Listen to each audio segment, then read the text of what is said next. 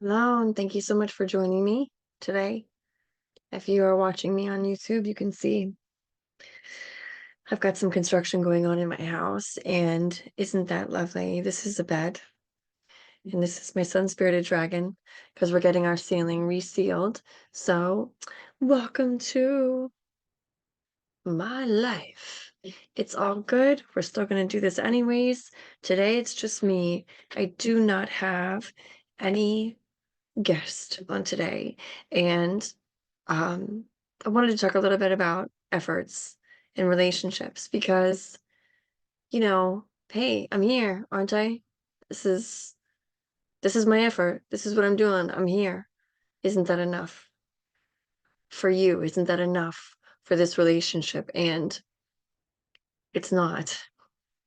It's just not. It's not enough to just be there, wake up in the morning, go to work, come home, do dinner, go to bed, wake up in the morning, go to work, come home, do dinner, go to bed.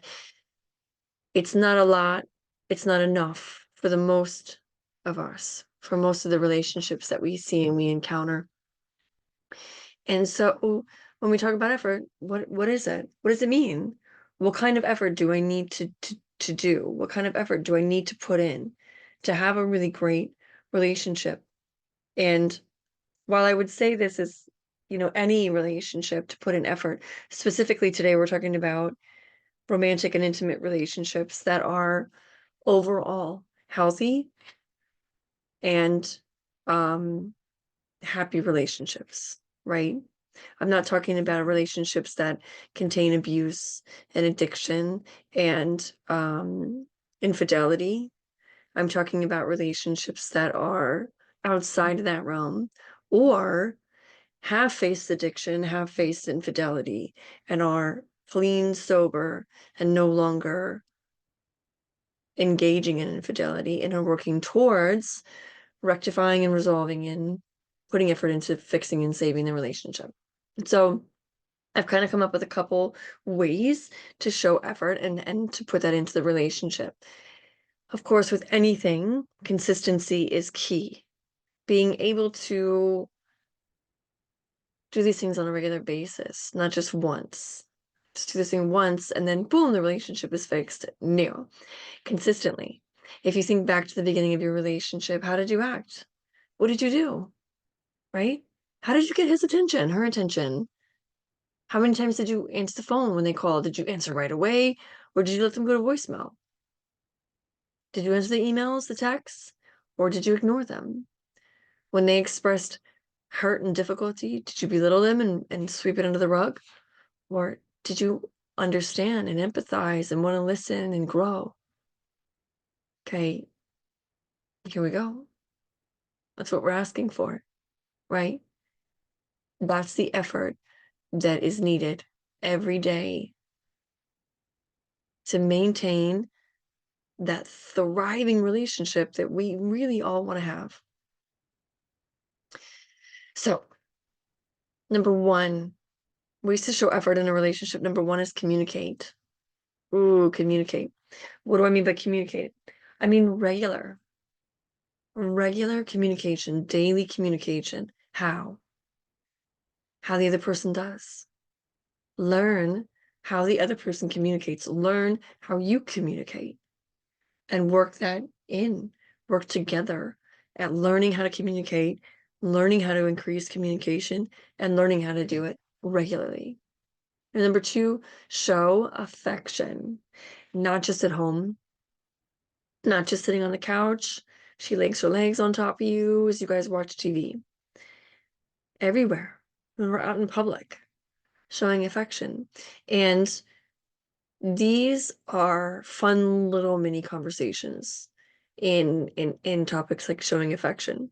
And what I mean by mini conversation is when they're just tiny little conversations. We don't have to sit down and like have this in-depth conversation about this thing that's really bothering me and let's hash everything out. No, a mini conversation is a question like, hey, how can I show more affection for you in public? Done. They answer and I say, okay, thanks. When I talk about affection, I'm not talking about sex. I'm talking about showing you in all kinds of ways that I love you. If we're out in public and affection means to you that, what do they call it? Public PDA. If that means holding your hand, if that means walking next to you, if that means regularly checking in, right? Sitting next to each other and just putting my hand on your leg or anything like that. And for some of us, we're different in those areas, right? I'm not necessarily a PDA person. I absolutely love PDA. All right. So if I love PDA and you don't, we got to talk about that. It's not absolutely going to kill me to not hang all over you in public. And it's absolutely not going to kill me to hang all over you in public. So let's find that. Again, talking about relationships that are safe, healthy, quote unquote, in the normal realm. Not talking about any kind of sensory issues, not talking about any kind of trauma or previous abuse. It's not what I'm talking about. Anything outside of those realms. Number 3, surprises. I don't mean spending money. Here's the prize. Here's a brand new car, which would be phenomenal. Not going to say no to that surprise. But the sweet little surprises, like the post-it note on the mirror, making the coffee if you don't necessarily do that on a normal basis, cleaning up, a sweet text every once in a while, appreciating and showing gratitude for the things that your significant other does. Okay, complimenting and acknowledging all the work they put in, all the positive things. Those are beautiful, beautiful, beautiful surprises that never, ever get old. Number 4, you can do something new together. Talk about bringing out the inner child together at the same time with each other. It's so great to play, and we can do that doing bringing into our lives new things that we haven't done. It keeps it fresh and inspiring. So all the couples out there that are saying they're bored, I'm bored after all these years, it's boring, I'm bored. Here you go. Do new things together. Go to new restaurants and pretend to be critics, food critics. Okay, what are you gonna try tonight? Well, I've never had this, I'm gonna try this, and I'll be the food critic. Try to find all the flavors in the food, try to, detect certain aromatic whatevers. I don't know what a food critic does exactly, but play that part. Never been to an art museum? Go. Try to figure out together what the pieces are actually saying. Not outdoorsy? Try it. Together. Number 5, scheduled date nights. This is in the house or out of the house. And it's just the need to connect. Scheduled date nights creates connection. And remember, a couple that is connective is creative. Creativity in relationships means that it opens up spaces for honesty, responsibility, and resolution in times of conflict. Amongst all the fun and positive things creativity does for us in our relationships and outside. Spend quality time together. Ooh. Another mini conversation. Actually, many conversations within this spend quality time piece of the effort. And the general thought is this: we want you to step into your significant other's world, okay, with their hobbies and likes and interests. Stepping into their world. It won't kill you. It will not kill you. I don't think. I don't think it will. I guess it depends on what their hobby is. But say your significant other's a golfer. Yes, I'm talking about my husband. And he would love to spend quality time with you at the driving range. It's not for you. It's not for you. You could think of a million other things you'd rather do than go to the driving range to spend quality time together. And here's the thing. It means something to him. And it is not going to harm you at all to go to the driving range. And when we say, the most important piece of this is when we say, step into your partner's world, it means without complaint, guilt or any kind of negative remarks at all. If I'm stepping into your world, I am loving this thing just as much as you are. Whatever that means for me to do prior to spending that time to make sure that I'm not sitting there going, we're in driving range. I don't get the point of this. What do you just hit balls? You see how far you can hit a ball? Why? Oh, it's so pointless, right? That is not quality time. On the flip side, if I was to say I'd really enjoy you, what would really make quality time for me would be for us to read a book together and to discuss it. Do men typically want to do that? No, no, they don't. Or watch this thing or read this article and let's discuss it. Okay? Do they want to do that? They don't want to do that. They don't want to do it. Is it going to kill them? No, it's not going to kill them. It is actually going to make the relationship stronger. It is not a sacrifice. I am not sacrificing my time to go to the driving range with my husband, and he is not sacrificing his time to come and read a book with me and talk about it. We are creating insane connection. Insane connection. So worth the effort. The next one is forgiveness. Not easy. I know. I know. Never said it was. In this space, I am talking about the mild infractions that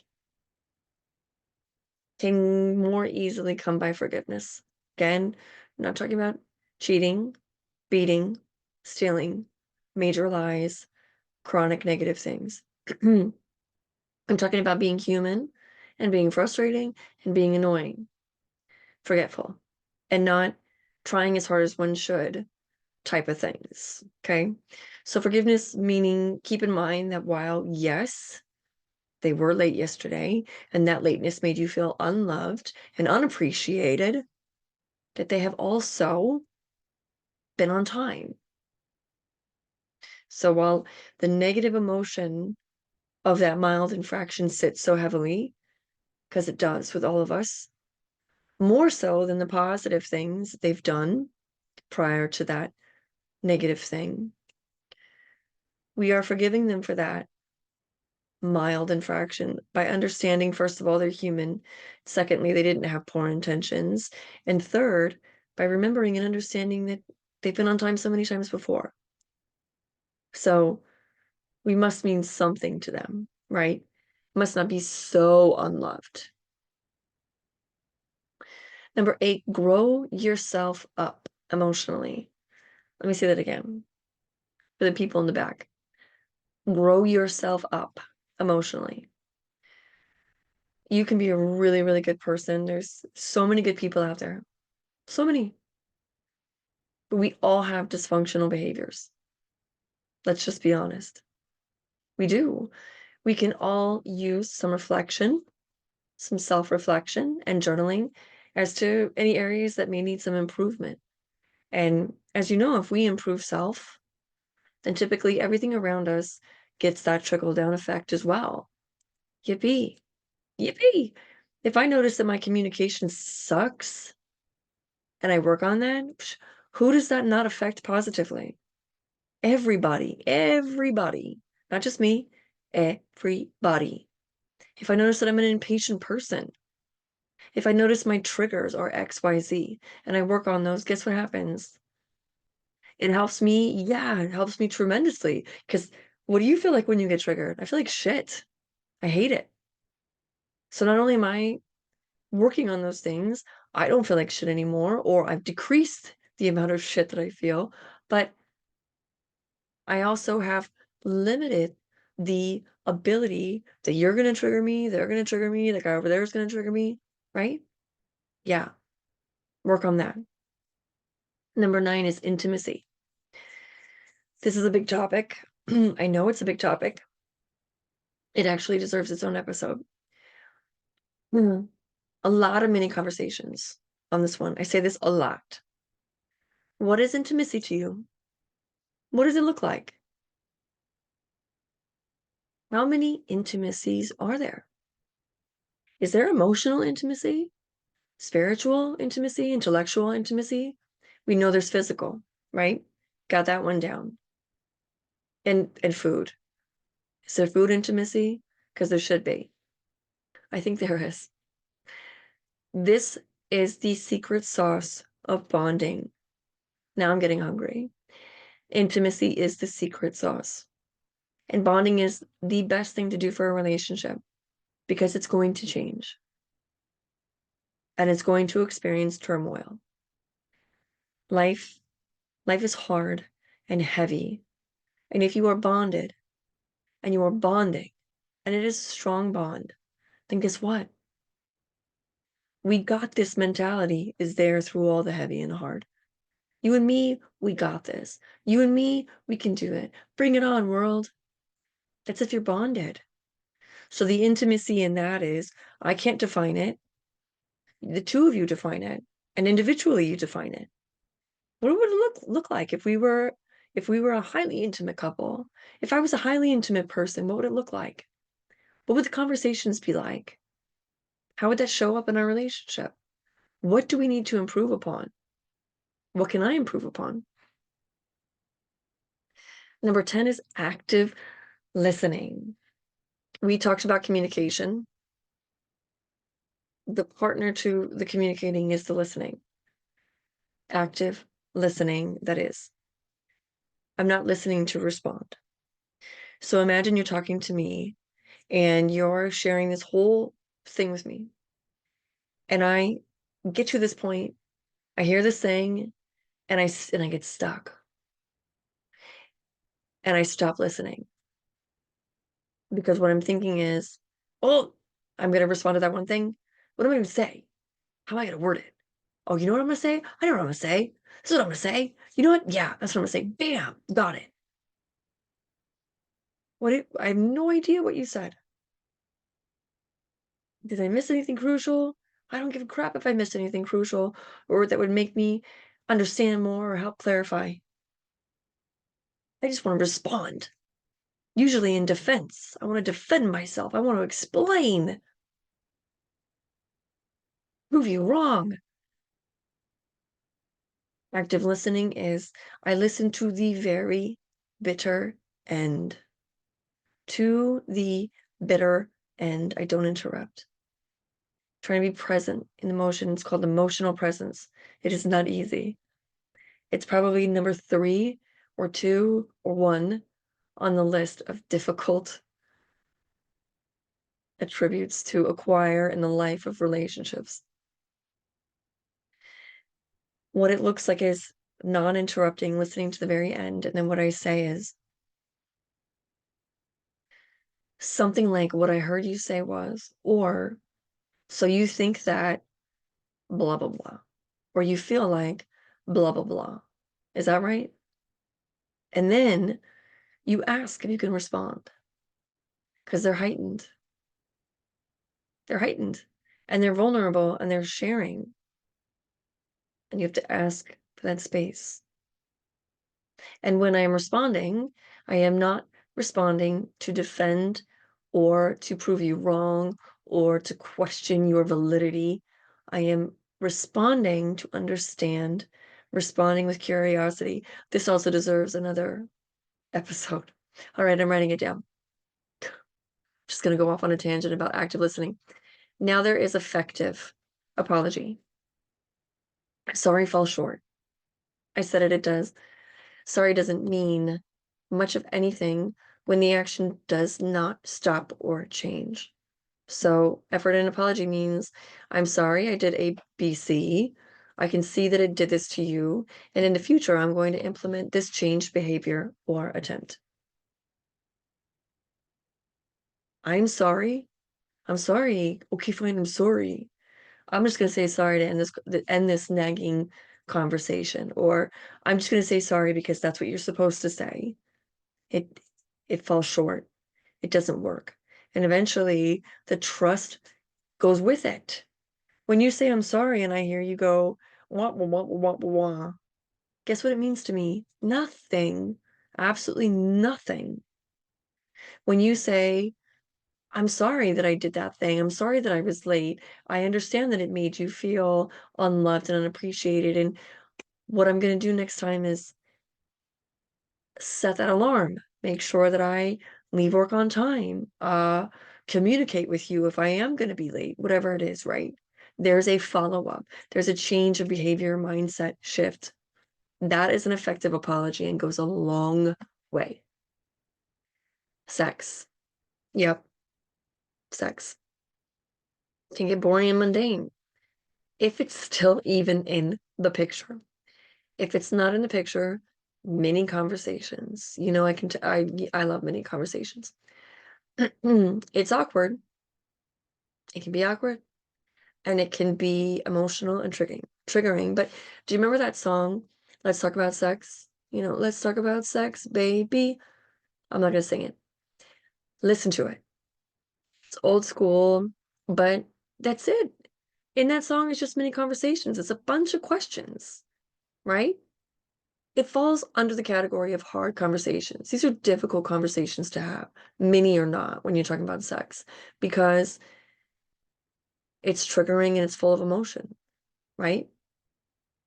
So small, little inquiries, a question or two every day, every other day. Do you think about sex? What do you think about? Do you think our sex life is good? Do you think we could improve it? Is there anything you would like to explore more of or further regarding sex? How do you think we could do better at sex?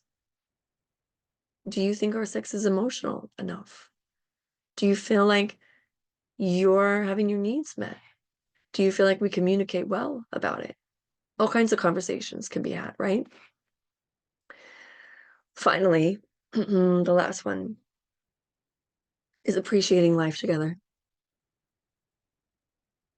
I know this sounds so dumb, but it goes so fast, right? Life. It's just this fast ass spinning wheel.